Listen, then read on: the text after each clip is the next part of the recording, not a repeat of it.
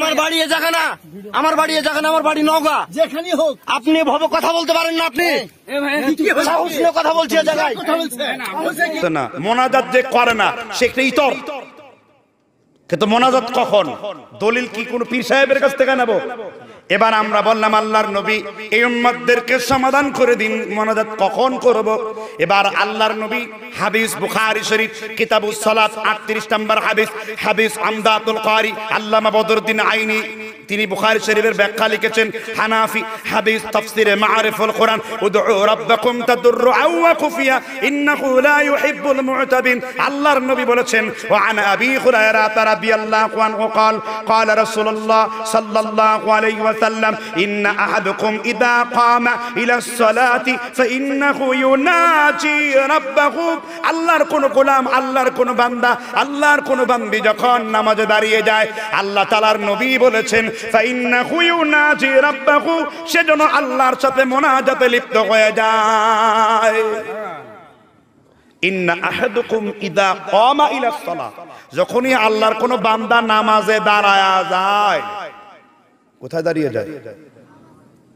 নামাজে দাঁড়িয়ে যায়।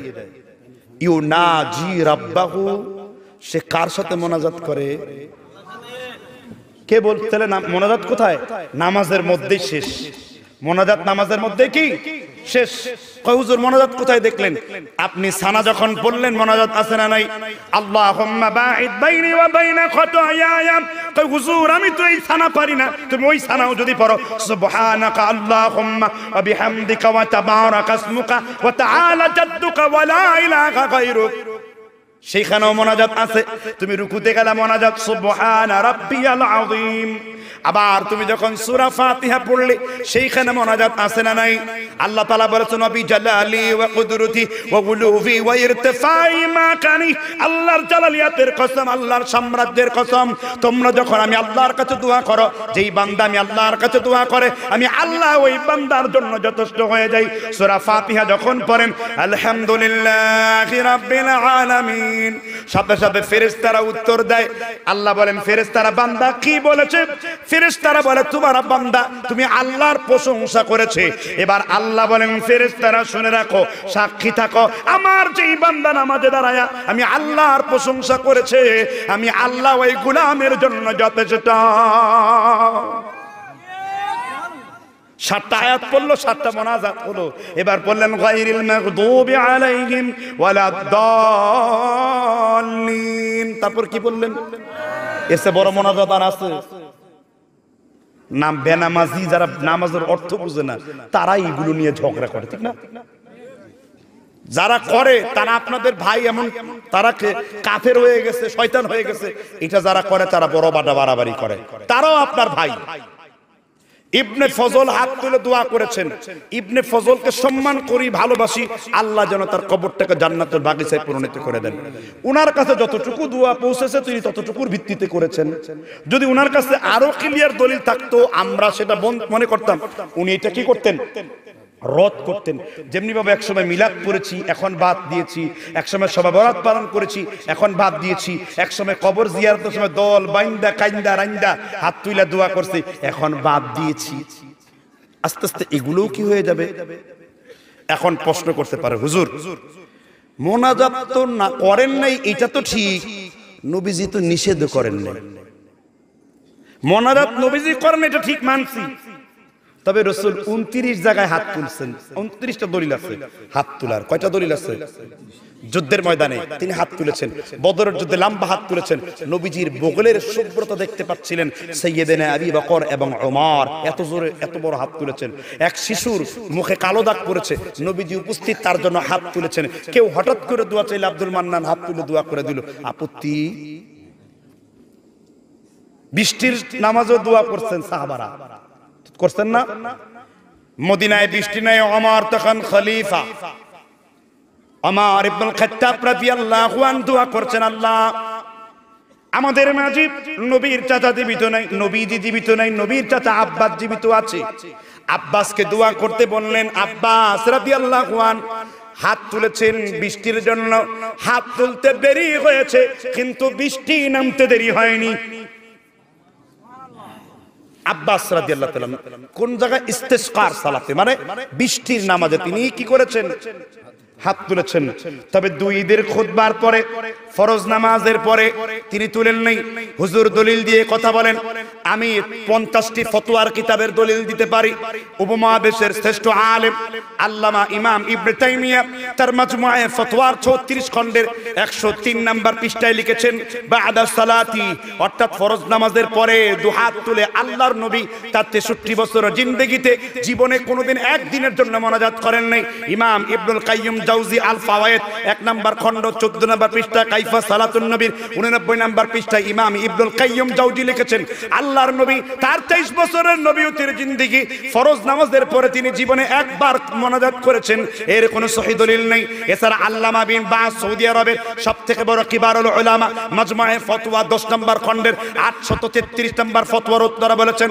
ফরজ নামাজের পরে আল্লাহর নবী কোনোদিন হাত তুলে মোনাজাত করেন নাই হানাফি মাযহাবের বিখ্যাত কিতাব বাদায়ে উসনায়ের মধ্যে হানাফি মাযহাবের বিখ্যাত কিতাবে লেখা আছে আল্লাহর নবী ফরজ নামাজের পরে এইভাবে হাত তুলে মোনাজাত করেননি এছাড়া হানাফি মাযহাবের বিখ্যাত গ্রন্থ হেদায়া কিতাবের 2 খণ্ডে বুরহানুদ্দিন মুরগান পর্যন্ত 88 নম্বর মাসআলা বলতে যে বলেছেন আল্লাহর নবী ফরজ নামাজের পরে কোনোদিন হাত তুলে দোয়া করেন নাই এছাড়া মুফতি শাফি রাহমাতুল্লাহ আলাইহি উদউ রাব্বাকুম তাদুররুআ ওয়া খুফিয়া তিনি এই আয়াতের ব্যাখ্যায় বলেছেন অনেক মুসল্লিরা দেরিতে নামাজ পড়তে আসে অনেক মুসল্লিদের ওযু ছুটে যায় ওই অবস্থায় হাত তুলে দোয়া করলে ফরজ নামাজের মধ্যে কোরআন তেলাওয়াত করে জোরে সাওয়ান করে মোনাজাত করে তাদের ডিস্টার্ব করা কাবিরা গুনার অন্তর্ভুক্ত এই জন্য তিনি নিষেধ করেছেন তার পুত্র ফিকহি মাকালাত 4th খণ্ড 68 নম্বর পৃষ্ঠায় আল্লামা ইমাম বর্তমান পৃথিবীর সবথেকে বড় হানাফি আলেম আল্লামা তাকি উসমানী লিখেছেন ফরজ নামাজের পরে তিনি কোনোদিন মোনাজাত করেন নাই বাংলাদেশের আহলে হাদিসের প্রতিষ্ঠাতা আব্দুল্লাহ আল কাফি আল কুরাইশি আমার কাছে কিতাবটি মওজুদ আছে ফতোয়া ও মাসাইলের 68 নম্বর পৃষ্ঠায় তিনি লিখেছেন আল্লাহর নবী জীবনে কোনোদিন ফরজ নামাজের পরে মোনাজাত করেন নাই জমিয়তের সাবেক সভাপতি ডক্টর ইলিয়াস আলী নামাজের ফজিলত করতে যেয়ে লিখেছেন ফরজ নামাজের পরে আল্লাহর নবী কোনোদিন মোনাজাত করেন নাই এছাড়া জমিয়তে আহলে হাদিসের বিখ্যাত আলেম আল্লামা শহীদ ডক্টর মোহাম্মদ শহীদুল্লাহ তিনিও লিখেছেন ফরজ সালাতের পরে তিনি হাত তুলে দোয়া করেন নাই ডক্টর আসাদুল্লাহ গালিব সালাতুর রাসূলের মধ্যে লিখেছেন এছাড়া ডক্টর মুজাফফর বিন মুহসিন তার জাল জয়ীফ হাদিসের মধ্যে লিখেছেন সালাতে মুবাশশিরের মধ্যে লিখেছেন আইনে তুহফা সালাতে মুস্তাফার মধ্যে আইনুল বারি ওলিয়াবি লিখেছেন আল্লামা বদরউদ্দিন আইনে বুখারী শরীফের শরহের ভিতরে লিখেছেন আল্লাহর নবী কোনোদিন ফরজ সালাতের পরে মোনাজাত করেন নাই আল্লামা আনোয়ার শাহ কাশ্মীরি তিরমিজি শরীফের শরহ আরফুস সাজির 34 নম্বর ভলিউমের 109 নম্বর পৃষ্ঠায় লিখেছেন আল্লাহর নবী ফরজ নামাজের পরে জীবনেও মোনাজাত করেন নাই গাছের পাতাতেও লেখা নাই শয়তানের ডায়েরিতেও লেখা নাই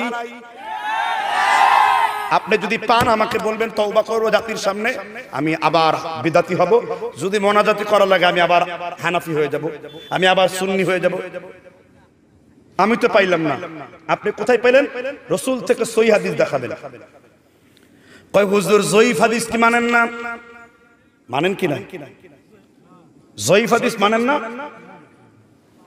মানেন আপনারা আর তোমার মতো মৌলবীদের ফতোয়া দরকার কি ইমাম হিব্বান বলেছেন লা ওয়া আন্নাহু কিযবুন ওয়া দাঈফিন যদি কারো কাছে খবর পৌঁছে হাদিস মিথ্যা কিংবা দুর্বল লা ইমালু বিহি মুতলাকান তার উপর কোনো আমল করা যায় না ওয়া আন্নাল ওয়ুজুদ কাদাম দুর্বল হাদিসের অস্তিত্ব থাকা না থাকা সমান কথা গ্রামের মানুষ নাকি রাখবে না হাদিসে মানুষ আছে গ্রামকে ধ্বংস করতে হবে এই আলোচনা উঠে গেছে দেখেন আপনাকে বুঝতে পারছেন এত সহিহ হাদিস চলে না এই আমাদের দেশে একদল লোক আহলে হাদিসকে হারায় হানাফিদের মতো ইহুদি নাসারায় পরিণত করে দিচ্ছে সেখানে ফতোয়া নাই সেখানে আহলে হাদিস নাই সেখানে সহিহ হাদিস নাই জয়ীফ নাই দুর্বল নাই আর শুধু সামান্য বলা যায় মানুষ মাটি দেওয়া জাহর খাওয়া যার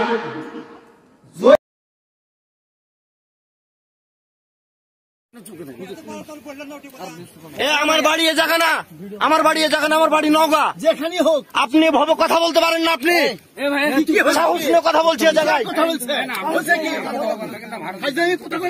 ফাইজলাম কথা মানে কিসের ফাইজলাম? মিয়া মানে পূর্ণ শক্তি নিয়ে এসেছি এ জায়গায়, পূর্ণ শক্তি নিয়ে এসেছি মিয়া। কি করবে কি করতে পারবে তুমি এই নিয়ে কি করতে পারবে নিচে করে দিলেন ও কট খুলে দাও গেলে কট খুলে দাও কট দাও তো সহিয়ে চলে না আচ্ছা ওডি খুলে কাট এই কি করতে এই কথা বলেন না পাগল হলো না এ ভাই আপনি যান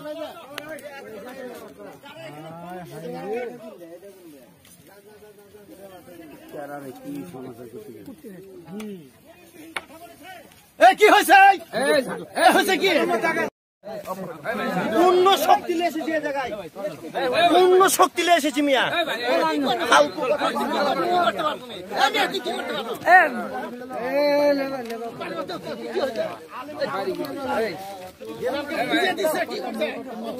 চলে না